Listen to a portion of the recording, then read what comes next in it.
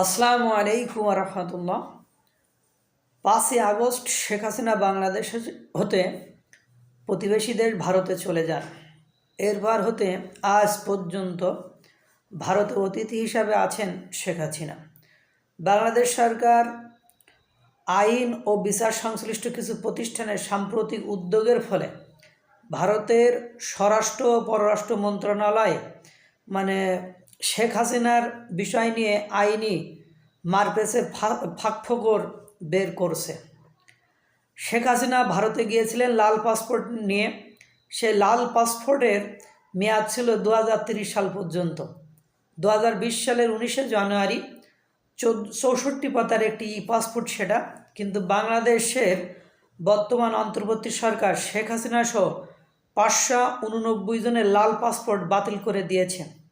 এরপর থেকে কোন প্রক্রিয়ায় শেখ হাসিনা ভারতে আসে সে বিষয়ে বিতর্ক দেখা দিয়েছিল। ভারতের পররাষ্ট্র মন্ত্রণালয় হতে বলা হয়েছিল শেখ হাসিনা খুব সংক্ষিপ্ত নোটিশে ভারত গিয়েছিলেন এবং অতিথি হিসাবে ভারতে আসেন।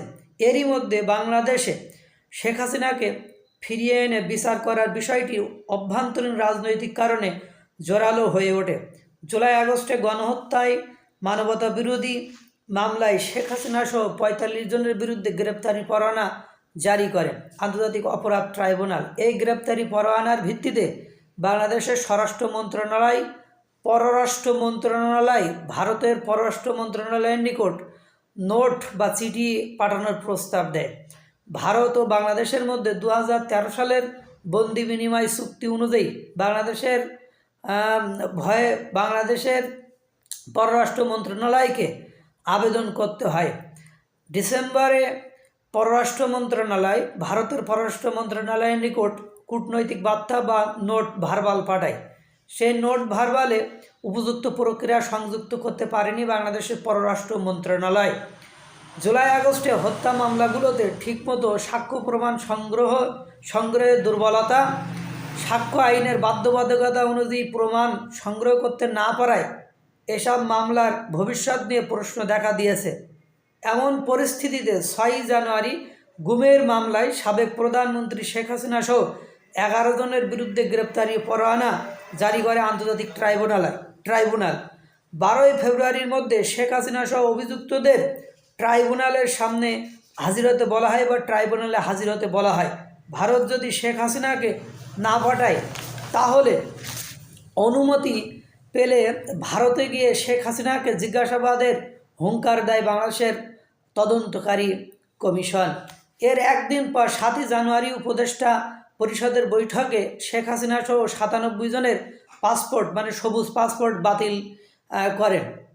তালিকায় আছে ডিজিএফআইয়ের সাবেক মহাপরিচালকও। শেখ হাসিনাকে কেন্দ্র করে ভারত বাংলাদেশের মধ্যে স্নায়ুযুদ্ধ চলছে, তাতে একের পর এক চাপ বেড়ে চলেছে।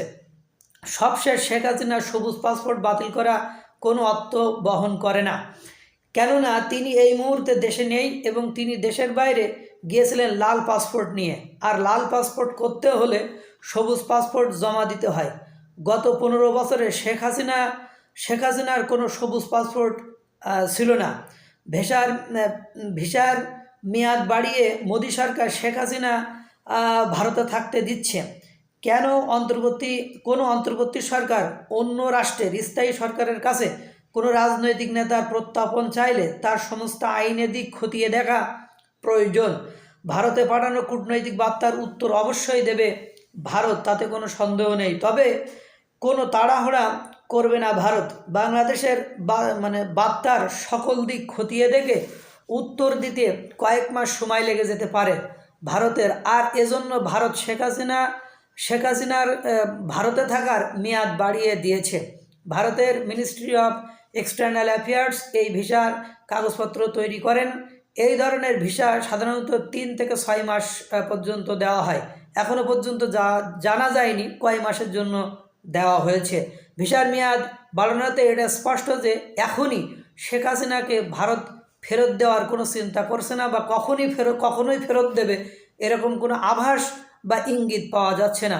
পররাষ্ট্র উপদেষ্টা বলছেন ভারত থেকে শেখ হাসিনাকে ফেরত আনা ও স্বার্থের ইস্যু পাশাপাশি চলবে, অর্থাৎ ব্যবসা বাণিজ্য ভারতের সাথে যদি ভারত শেখ হাসিনাকে ফেরত নাও দেয় বা এই বিষয়ে যদি কোনো আগ্রহ নাও প্রকাশ করে, ব্যবসা বাণিজ্য বা অন্য কোনো ইস্যুসে তারা তাদের সাথে সুসম্পর্ক নষ্ট করতে চায় না। যদিও 8ই আগস্টের পর অন্তর্বর্তী সরকার ক্ষমতা গ্রহণের পর ভারত বিরোধী মানসিকতার বেশ স্পষ্ট দিকগুলো ফুটে উঠেছিল, কিন্তু ধীরে ধীরে তারা বাস্তবতা বুঝতে পেরেছে যে ভারতের সাথে সুসম্পর্ক রাখাটা তাদের কতটা জরুরি। ফলে ভারতের সাথে সম্পর্ক ঠিক করতে চায় সরকার। বিশেষ করে বিক্রম মিস্ত্রির সফরের পর সম্পর্ক পাল্টে গেছে। আবার যুক্তরাষ্ট্রের জাতীয় নিরাপত্তা উপদেষ্টা সুলিভানের ভারত সফরের সময় বাংলাদেশ ইস্যুতে আলোচনা হয়।